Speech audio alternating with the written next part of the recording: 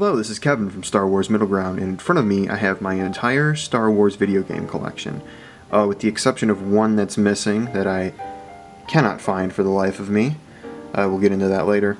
This is about 109 games, including duplicates. As you can see, I got like 2 Flight of the Falcons on there, and I'll show you some other ones that I either bought thinking I didn't have or I needed a different version of. But let's get into it. So this is going to be in no particular order. I'm just going to start grabbing games and then we can go from there. Alright, so in front of me here we have the Force Unleashed. If this camera would focus, there we go. It is just the standard edition. I don't have the limited edition, deluxe edition yet, but this is just the standard PS3 edition. Next we have Clone Wars Republic Heroes, a pretty mediocre game, not so great. The show is great though.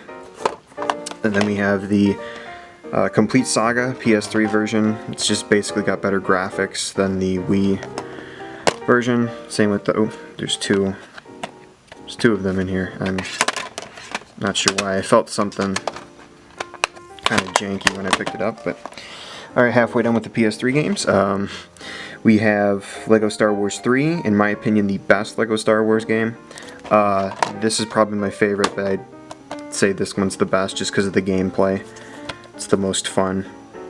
Although the battle mode is like a little repetitive, but it's neither here nor there. And then lastly, we have the legendary Force Unleashed, rounding out the PS3 games. This one's pretty good. Wow, the focus on this is insane. There we go. Yeah, pretty good. Solid game. I know people think he's overpowered, but in terms of Star Wars games, as long as it's fun, I really don't care about the canonicity of anything. I know it's not canon, but there you go. Alright, now let's get into the PS4 games, the newest ones. I have the deluxe editions for all of the new games. EA always puts out a give us your money edition, and I always shell out the cash. I do plan on getting the standard case editions for these, but I'm going to wait for the price to go down. Not that they're like super expensive, but this is the original Battlefront, or newest original Battlefront. Then we have Squadrons VR, very fun game, but also very limited in terms of its gameplay and story. I was very excited for this, but it turned out to be a little bit disappointing, but it was only 40 bucks. Next we have Jedi Fallen Order, the best new Star Wars game.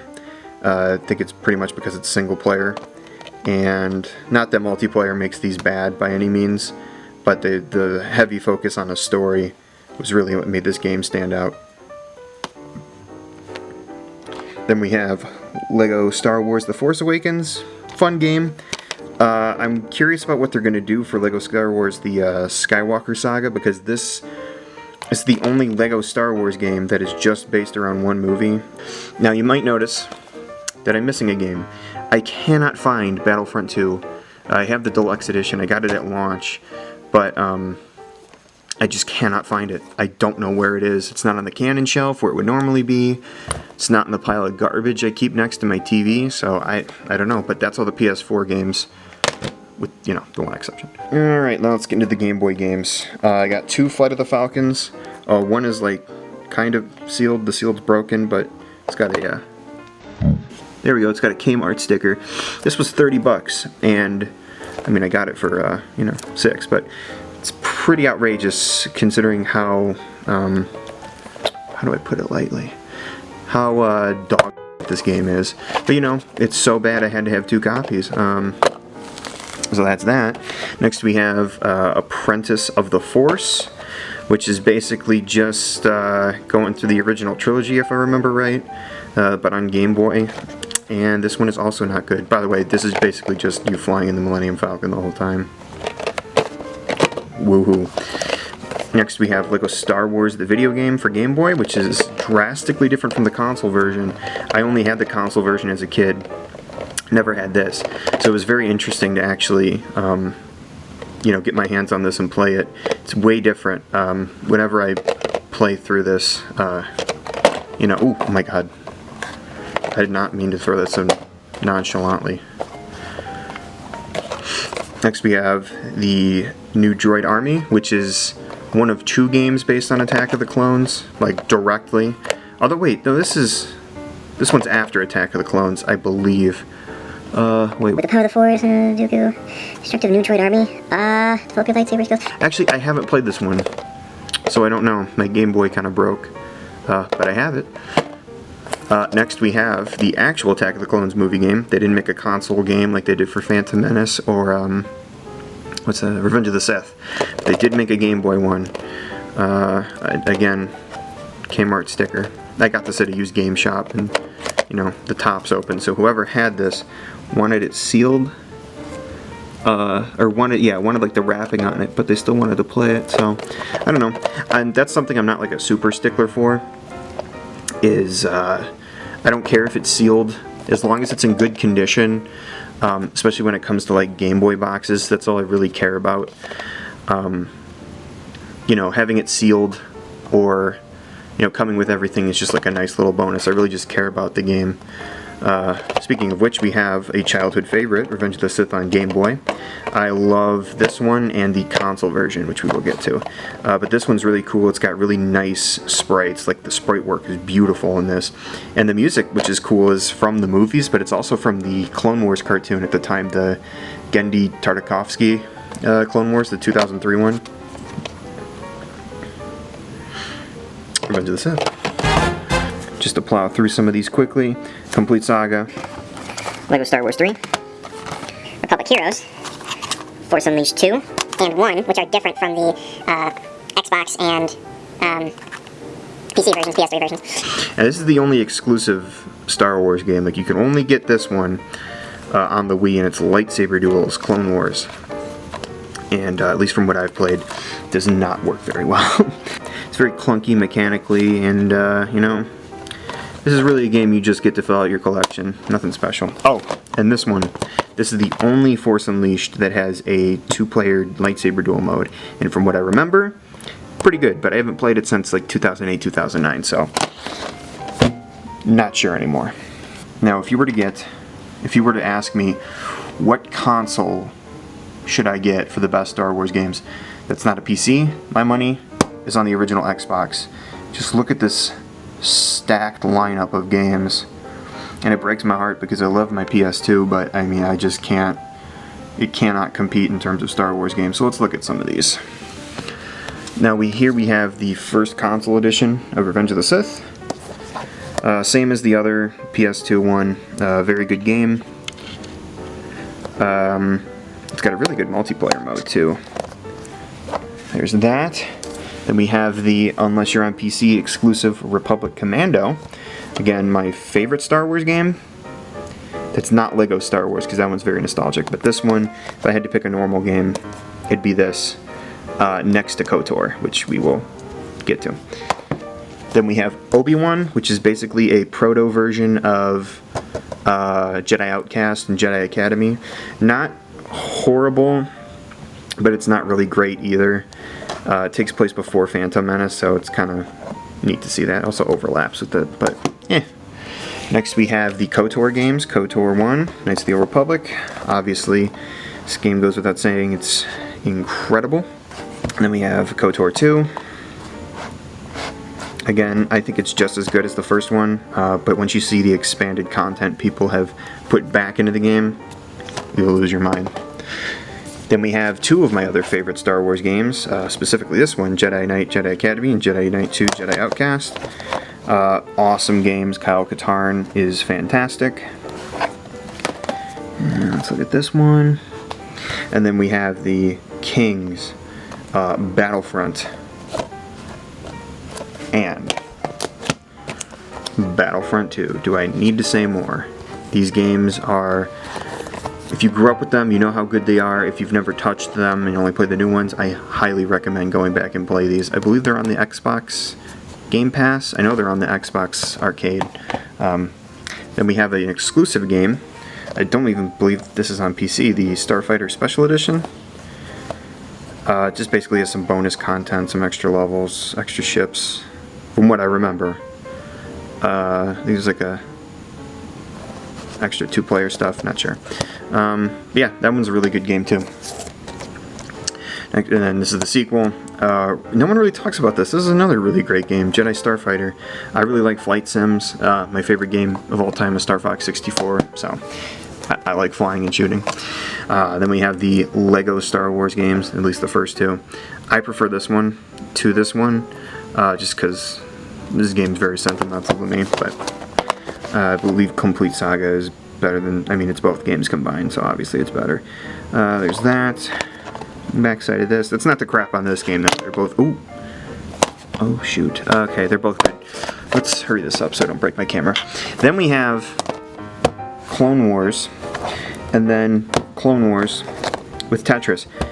Believe it or not, it took me forever to track this game down, and when I did, I found 2 of them in one day, so I do have an extra of this one, but it took me years to find this, because if you go into a used game store, I guarantee you will find this version with Tetris. In fact, I didn't even know there was a normal version, just a normal back cover, but yeah, I have both variants for that.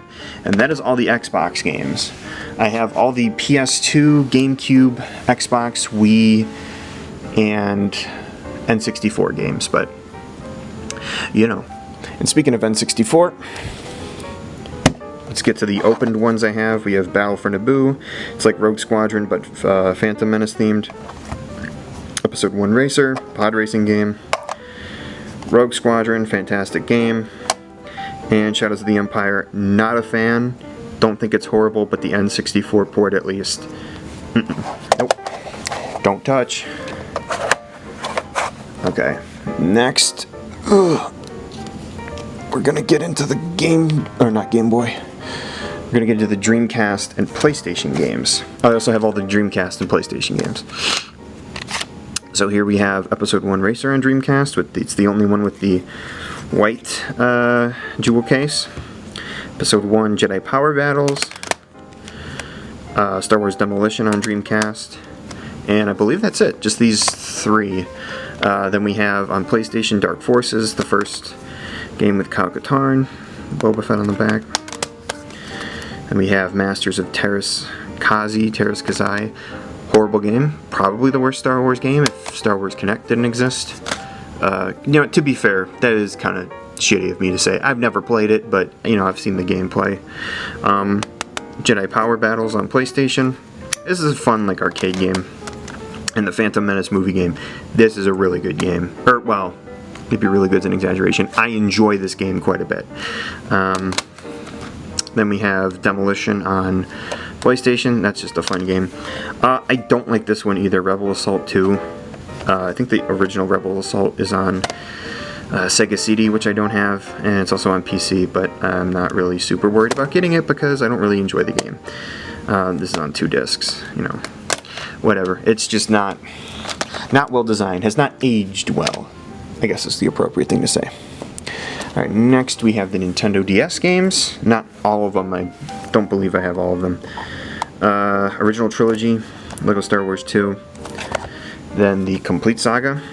This port is fun, this one's good. I haven't really sunk that many hours into this one, but I had this when I was younger. The DS version of Clone Wars, is it in there? Yeah, it's in there. Wasn't sure. I never played this one, but I played the 3DS one. Ooh, nostalgic game. Jedi Alliance, Clone Wars. I don't remember it being great, but hey, I have it. Now, I got gypped with this one. It's Revenge of the Sith. It's the same as the Game Boy one, but it also has, what is it?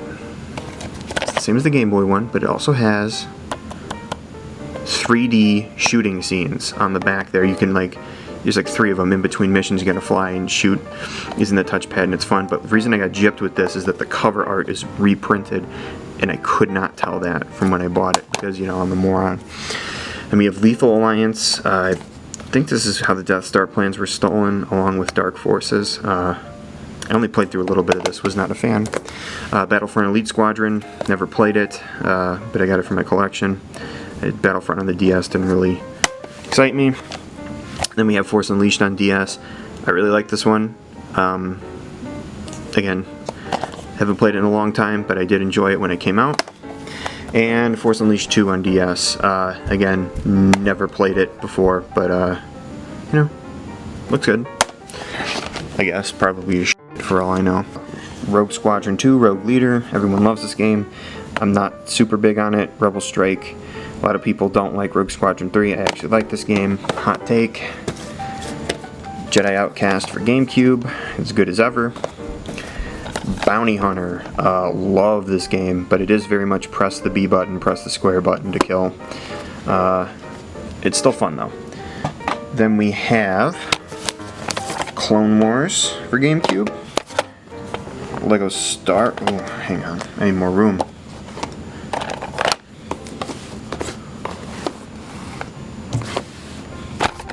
Lego Star Wars for Gamecube. And Lego Star Wars 2 for Gamecube. And that's all the Gamecube games. Not many, but the lineup is, you know, still decent. Just the other games weigh it with the amount of games they have. Next we have the PS2 version of Republic Heroes. The exclusive Super Bombad Racing. I actually don't mind this game. It's got my favorite version of the Star Wars logo, that nice gold. This is essentially just Phantom Menace Racer, if you couldn't afford the pod racing games. Then we have, speaking of that, Star Wars Racer Revenge. Ooh, I need more room on this table. Star Wars Racer Revenge. A superior sequel, in my opinion. Force Unleashed for PS2, same as the GameCube or Wii version. Bounty Hunter for PS2. Jedi Starfighter for PS2. Normal Starfighter for PS2. Clone Wars for PS2. Lego Star Wars 2 for PS2. Lego Star Wars 1 for PS2. And then finally, Battlefront and Battlefront 2 for PS2. I also forgot Revenge of the Sith for PS2. Let's see, let's take a look at this one. Rogue Squadron for N64 in the box, sealed. And what's cool is it's got the Best Buy sticker from back in the day. But yeah, it's completely sealed. It's a little dented, but I mean, it's still in the wrap, so that's all that matters to me. And then we have Shadows of the Empire in like some really crappy shrink wrap. It's like it is sealed, but it isn't. I mean, yeah, I mean, I don't really care. But yeah, this is the original version, like the first release.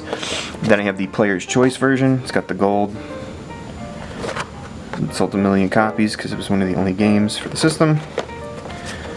Then we have Episode 1 Racer, the box. Normal edition. I don't know if there's a Greatest Hits edition or not, or Million Player's Choice, whatever. Then we have a really nice copy of Episode 1 Racer sealed. Like, it is no dents, no nothing. Like, supreme. You can even see that seam on the back. You know what? These weren't really expensive either. I'd put the cap for me at like the maximum I would pay for a game is $100. Like, beyond that, I cannot see myself doing that. Next we have Connect Star Wars sealed, or just like an opening on. Yeah, there's an opening there. Whenever I play this on the channel or the Twitch stream, that is when I will open this or get another copy. But this is one of the one of the sealed games I have. Next I have Star Wars for the 32X. It comes with everything. It's just a little beat up. I never played this one. I don't have a 32X. Next we have, I believe this is sealed. It's Star Wars for the NES. I mean, the plastic and everything is nice. I just feel like it might be a little... Oh, wait. There's a rip on there. So this probably is resealed. This one was $50, but, you know, it comes with everything, I'm assuming, so I don't want to open it to find out. Then we have the very first Star Wars game that's not Jedi Arena. It's Empire Strikes Back on Atari. Comes with everything. Here's the manual cartridge. That's probably the... No, because this was only like $20 when I bought it, so I don't know if it's exclusive or not. I thought it would be, but I guess not. This is the only PSP game I have so far. It's Force Unleashed. Never played it, don't have a PSP. The Empire at War Gold Pack for Windows. Nothing really special about this one, just comes with both of them. KOTOR Collection on Windows, just the PC versions. Fan Favorites, which comes with Fan Favorites 1, which comes with Battlefront, Republic Commando, and Battlefront 2. And then I have Fan Favorites 2, which comes with Jedi Starfighter, Jedi Academy, and Jedi Outcast. Yep. Then I have the big box edition of Empire at War, which I got for a really good deal too. And then what's cool about these is that these are the big box editions, I believe, of Dark Forces and Dark Forces 2. Now this one's pretty alright, it's not like super special, but this one comes with a copy of Mysteries of the Sith, which is the DLC, but it is completely sealed. Like, Mysteries of the Sith has never been opened, never taken out of the plastic or anything in this. And I only got this for $40, and I haven't seen a listing for Mysteries of the Sith sealed at all online, so that is a really cool find. And then lastly, as we wind down here, the greatest hits editions of Battlefront 1 and 2 on PC, or PS2, Rogue Squadron Player's Choice on Gamecube, another copy of LEGO Star Wars The Complete Saga, and finally this is the other version that I said I found 2 of in one day of Clone Wars. And I got the other one because this one is not in the greatest shape, but I was like, oh, I've never seen it, might as well get it, and then, you know, I got gypped. So this has been my Star Wars collection, at least video games. I'll do a video on the canon shelf in the coming future. I just wanted to showcase what I've collected. This is about 5 years worth of collecting. I started in mid-2016, seriously starting to collect. My goal is to get all the Star Wars games, at least the American releases, and then I will eventually move on. To maybe like other releases for specific games, but I feel like there's enough Star Wars games to keep me going for a while. So this has been Kevin from Star Wars Middle Ground. Thank you for watching, and farewell.